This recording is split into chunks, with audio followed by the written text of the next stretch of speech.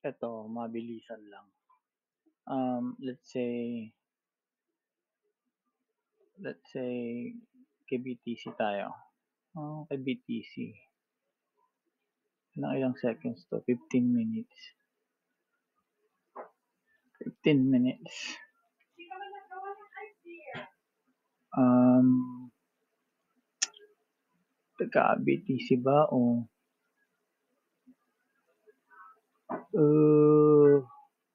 try natin to.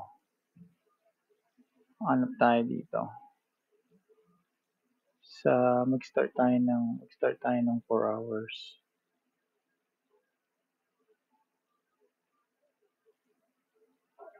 Kahit day. Ito, kahit day.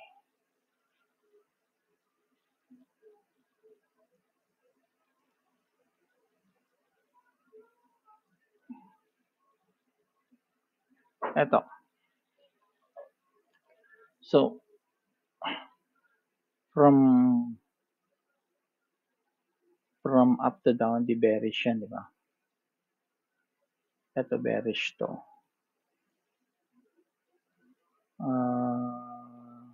Support.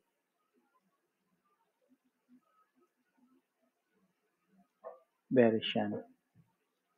So, from here, doon, bearish yan. So, ang technical analysis niyan dito, ito na yung default ng PIBSA. Hindi ko na, siningitan ko ng iba, pero ito na yung pinaka-default. Diyan, ibang bounce yan dito. Babalik doon. And then, bababa dito. Ba't ganyan yan? So, ang area mo is ito. Saka yan. Yan ang entry mo ng short.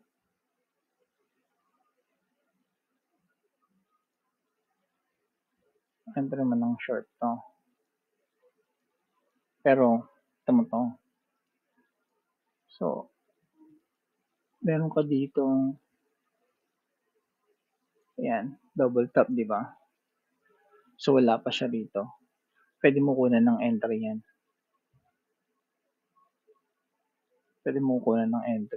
Sa smaller time frame. So, ang hinahanap mo dyan sa smaller time frame, yung high niya. Kasi doon mo siya short eh. So, hinahanap mo yung high niya. So, bali, ito yung impulse niyan. Ito yung impulse niya. And then, punta tayo, let's say, 5 minutes.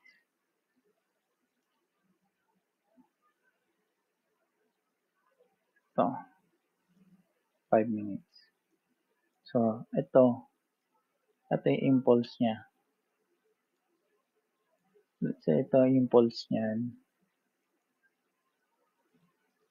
Ayan. And then, kinuha natin to. Saka ito. Right? Kasi hindi pa natin to alam eh. Andiyan pa lang tayo eh. Sa impulse eh. So, kinuha natin yan. Ang kailangan natin high. So, kukunin mo yung high. 1.6 ito. Pag nakuha mo na yung high,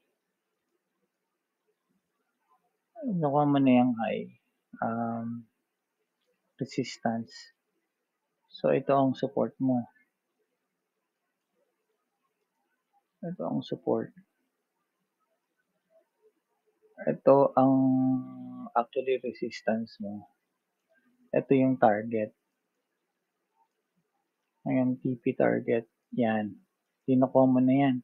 So, from here, ang kailangan mo kasi high para mag-short ka. Remember, galing tayo sa 1 day. Galing tayo sa 1 day. Ito yung kinukuha natin. Tinitiay natin yun. Kasi nasa taas pa siya nitong technical analysis natin eh. So, sa 5 minutes. Galing tayo sa 1 day. So, ito yung nakita natin na impulse. Kaya natin yung high.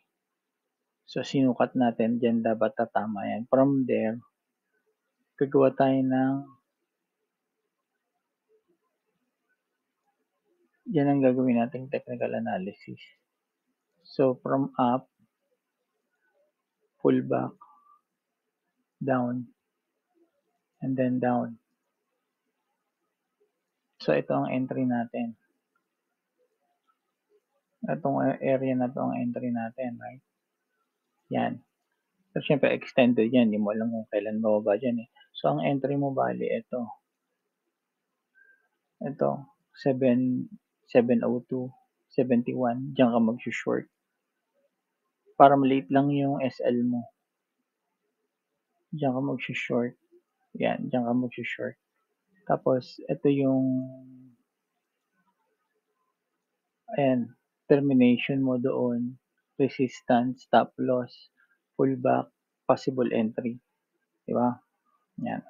So, pag tinanggal natin to, tingnan natin kung anong tinamaan niya. O yan. See? Sakto yung termination, target, stop loss, entry. Yan. Tapos bigla siyang bumagsak. Ayan. So, dito yan sa day. At dito pa lang tayo naghahanap ng entry pero naunahan na natin siya dun sa taas. 15 minutes. Tama. Naunahan na natin siya. Pero dito pa lang tayo naghahanap ng entry natin. Yan. So, nagkaroon tayo ng entry dito. Tingnan natin yun. Ganun lang. Ganun lang. Ganun ko lang siya kinuha. Anyway. Try natin to. Subok lang. Yun lang.